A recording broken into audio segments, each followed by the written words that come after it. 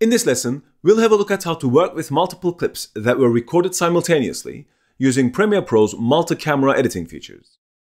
Now, Multicam in Premiere Pro is by far one of my favorite features, as it allows me to create really nice and neat edits for things like live music performances or interviews.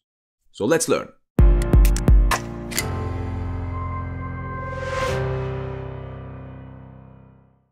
So here we are in Premiere Pro, and we have 4 clips here of different musicians playing the same track. So if I open up the drums clip, that's this one here. And then we have the keys, the bass, and the sax.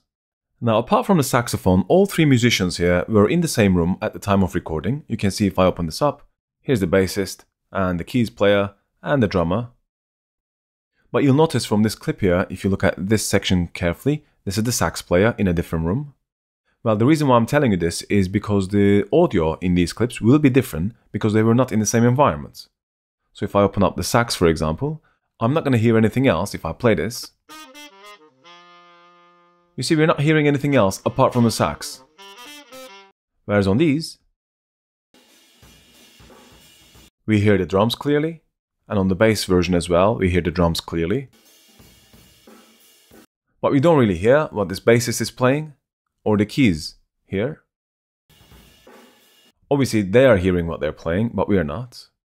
So synchronizing these by using an automated method will be a little tricky, because there's no common audio, if you like, in these. Now what I'm going to do instead is to use a manual way of synchronizing them, and for that we should have really used a clapperboard or some sort of a sync point at the time of filming. Well, that wasn't done, so I'm going to have to do that manually by using a different method. So let's have a look. We need to do something to find a common frame in all of these clips first. And since I can hear the drums in all 3 clips except for the saxophone, I should be able to find a common frame in the keys, the bass, and the drums clips. Let's start with that first. So I'm going to open up the drums. I'll go and rewind. Let's see what this is like. I'm going to fast forward a little bit by pressing L. Okay, so around about here, he starts playing the beat. Let me go back a little. If you keep an eye on when he first hits these 2. Here. So maybe we can mark that as our starting point. So let me switch back to my audio waves here. Zoom in. It's actually quite clear where he starts playing. So if I go back here, this is where he starts playing. Let me go back. Zoom right in. I'll set a marker right at this spot here. I can create a marker either by pressing M on the keyboard, or I can click this button here as well. And that's our first marker. I'll switch back to the other clip here, the keys clip. I'll try and find the same spot here as well.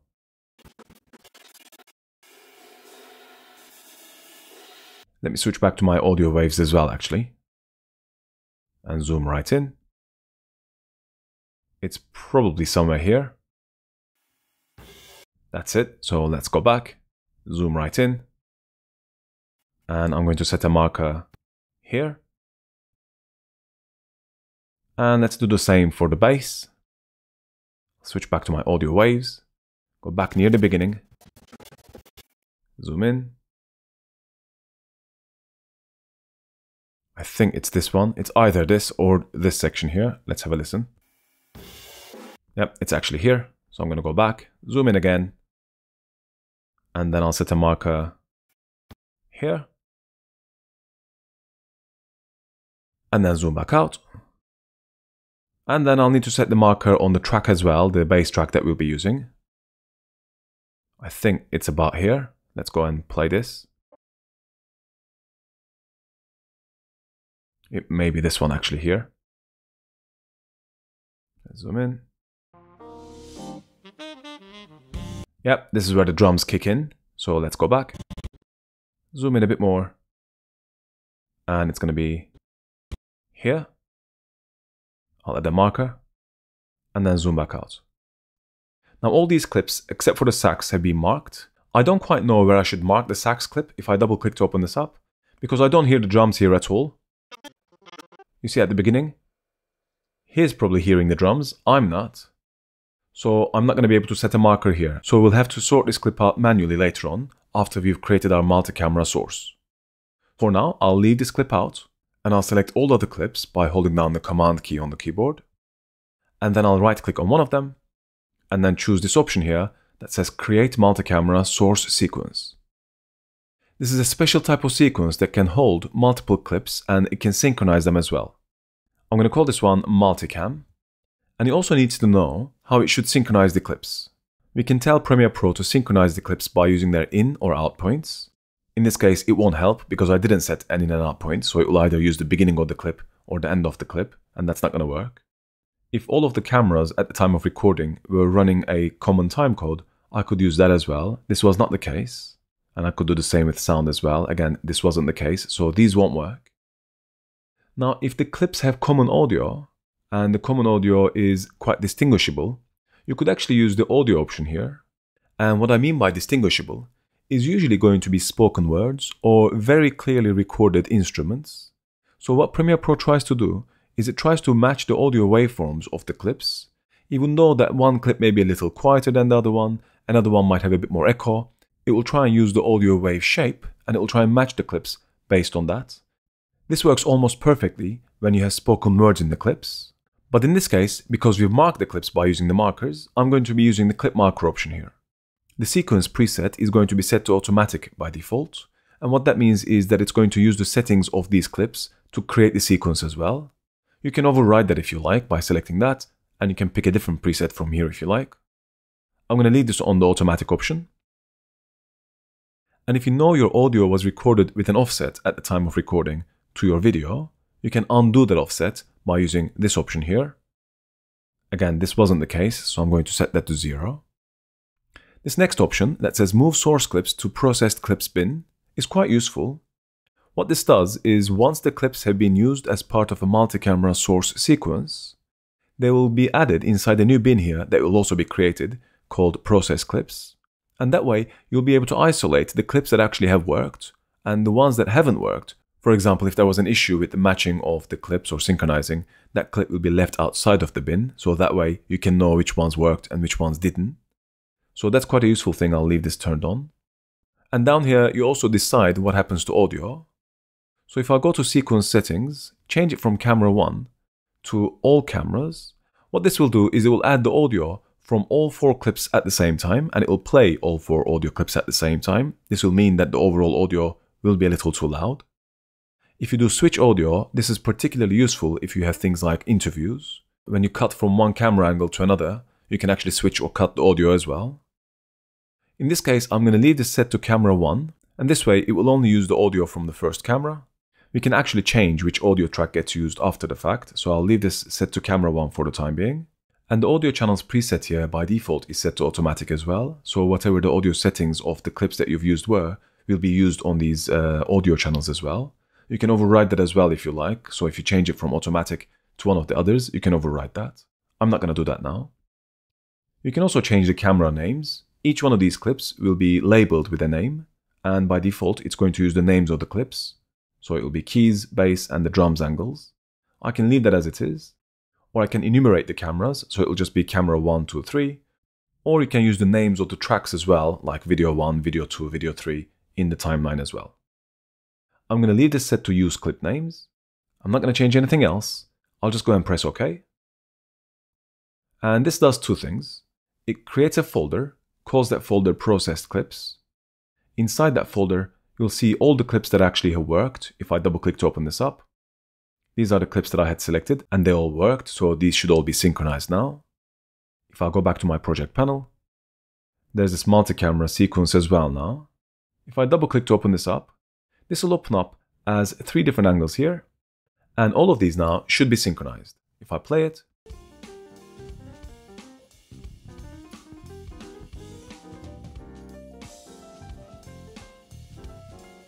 you can actually see that these are all synchronized.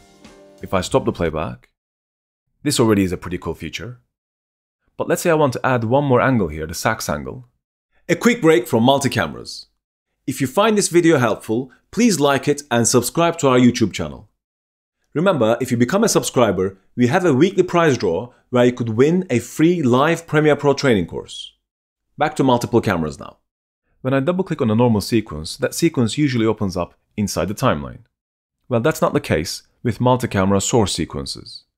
You'll actually see that the icon here for a multi-camera source sequence is a little different than a normal sequence. Let me create a new sequence so you can see what the normal sequence icon looks like.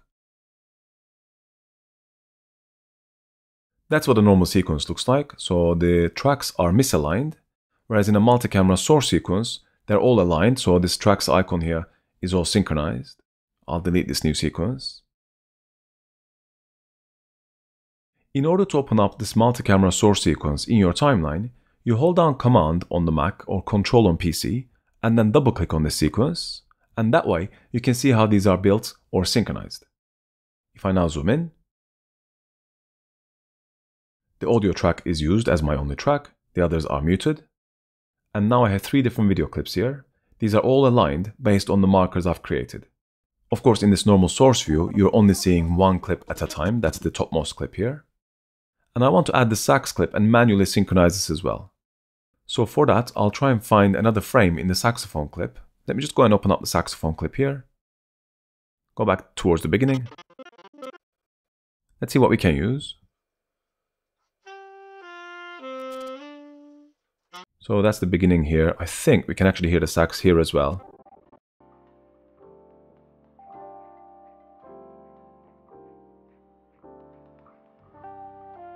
Yeah, it plays here actually. Let me zoom right into this audio track and then make a bit more space for the timeline.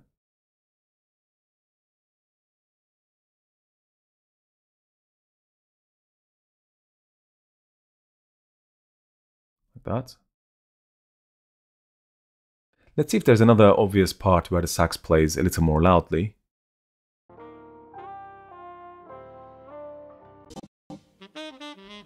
There is actually here, if I zoom right in, I can hear the sax very clearly here.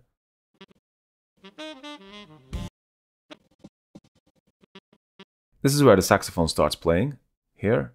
Let's see if I can find the same spot in this clip here. I'm going to fast forward. There you go, I think it's about here where he starts playing. Let me zoom in here as well. Go to my audio waves. Zoom in again. It might be the beginning of this section here. No, it wasn't here actually. Let's see what this is. Yep, this is the beginning of that first note. Let me zoom in. This is where he starts playing that. So I'm going to set a marker. Come back out. I'll set a marker here on this clip as well by selecting this clip and then pressing M. And then I'll press M again, so that's a different color now. Just so that it's a bit easier to see. And I'm going to synchronize or match manually this marker with this marker here. Let me zoom back out from both. I'll go back to my video clip here. And I'll drag this clip from here to the timeline, but first let's make a bit more space for the other tracks in the timeline. Let's just bring this down. And I'll just drag this down here. And I'll just let go somewhere here. I'm going to try and align this marker with the red marker we had on the audio. So I'll zoom in. I'll just drag this clip to the right and it should snap. There you go. It just snapped now. Let's see if this is in sync now. Let me go full screen to double check.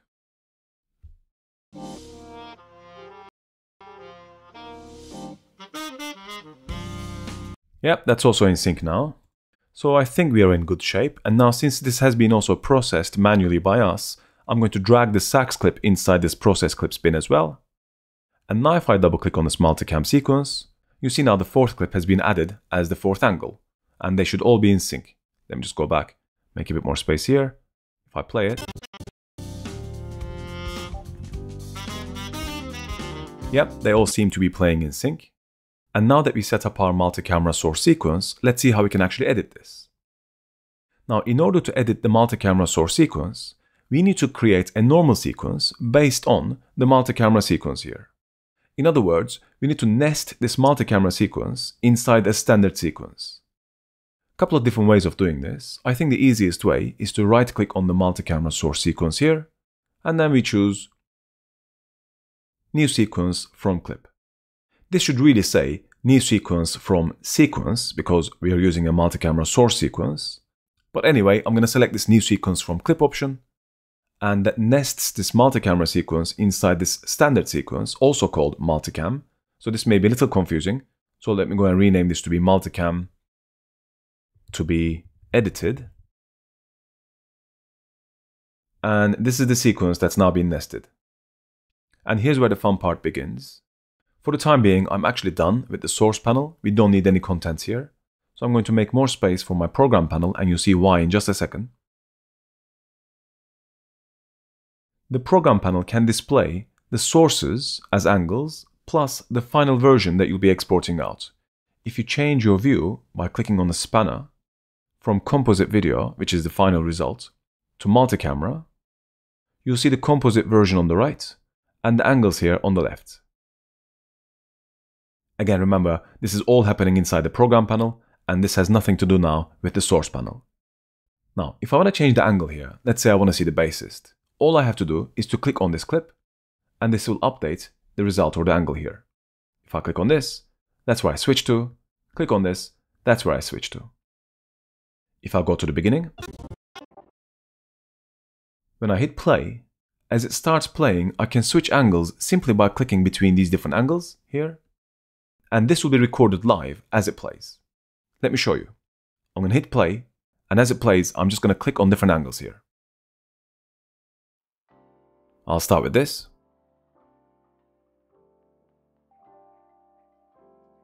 Then we can go back to the sax. Maybe the drums a little bit. Back to the sax. Back to keys. And the drums. And then we can switch back to the bass. Back to the drums. Back to the bass. As this is happening, instead of clicking and clicking and clicking, I can also use the keys on the keyboard, the 1, 2, 3 and 4 keys on the keyboard, to switch angles. So I'm going to press 1 for the first angle, 2 for the second angle, 3 for the third, and 4 for the fourth angle. Now I'll fast forward this so you don't have to sit there and watch the whole thing. And here we are. When we get to the end, or we just press spacebar to stop the playback, you'll notice on the timeline that every single edit that we've created has been recorded. If I go back to the beginning, and if I just simply play it, this will mimic exactly what I did earlier to create these edits on the fly.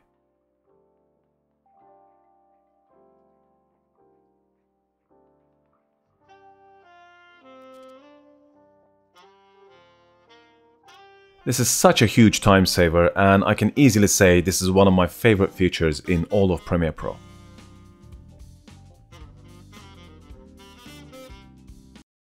But of course, this is not quite finished. We need to look at how to refine this now. Let me zoom right into the timeline. I'll go back to the beginning. You'll notice the first angle that we started with wasn't quite the right angle. This actually is before the clip starts. So I really want the first angle to be my keys. Well, this is so easy now.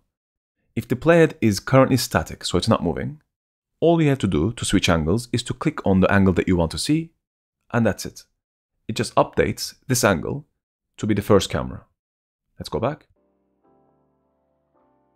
But of course, there's now a cut here that's not doing anything, because this was the first angle as well. Well, you can stitch them back again into a single cut by right-clicking on the edit point here. Let me make a bit more space here so we can see what's going on a bit better. Since these two cameras are the same angles, I can right-click on this edit point, and I can join the through edits here, and this stitches them into a single clip, and it gives me just one clip.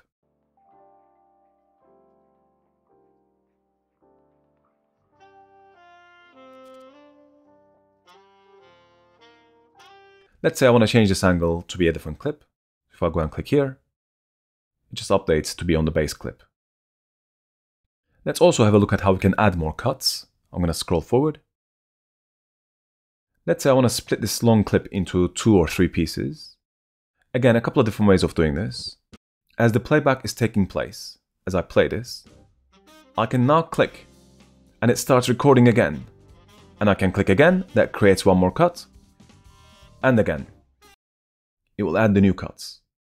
But let's say you want this to be a bit more precise. Let's say you want to add a cut exactly here. I can actually see if I look at the waves here, there's a bit of a louder part. Let me zoom in. Let's say I want to add a cut either here or here. These are likely to be new beats. Let's have a look. Okay, so here, actually the sax starts playing. Here.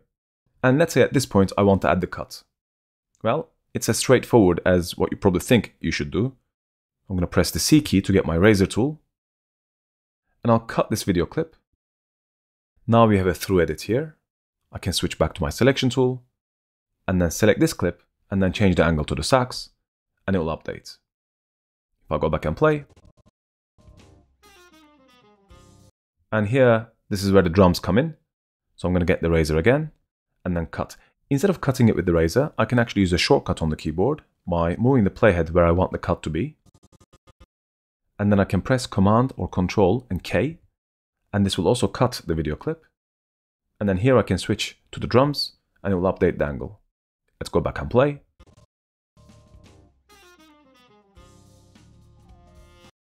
One more way of changing angles is by right-clicking here. And then you can go to Multicamera and you can choose the different angle here.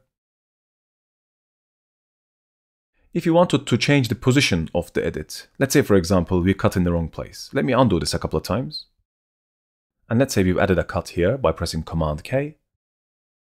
And I'm going to change this angle to be the drums. And I've realized after the fact that this is in the wrong place. I can simply use the rolling edit tool, which is N on the keyboard, or it's down here. And then roll this edit point left or right like this to adjust where the cut is going to be. What you can't do is you cannot use the selection tool and move the clips around because this will knock things out of sync. Nor can you use the ripple edit tool because again the ripple edit tool will move the clips back and forth in the timeline and that will also move things out of sync. So you can use the rolling edit tool, but you cannot use the selection tool or the ripple edit tool or the slip tool to move contents of the timeline around. And if you now want to get rid of this view, of course you can go back to this little spanner and then switch it back to the composite video. And here's your final result. Let me zoom back out. With every single cut that you've created on the fly and you've tweaked or edited to refine it better. You can also, of course, add an adjustment layer to all of this to give this, let's say, a color correction effect. Let me just go and add an adjustment layer here. I'll drag the adjustment layer to go on top of the other clips. Let me zoom out a tiny bit more. I'll extend the adjustment layer so that covers the entire timeline. And then to this adjustment layer, I can apply, let's say, a lumetri color effect. Let's just go to Window, Lumetri Color. And if I make some adjustments, let's say if I go and increase the temperature a little bit, maybe bring up the exposure, bring the contrast down.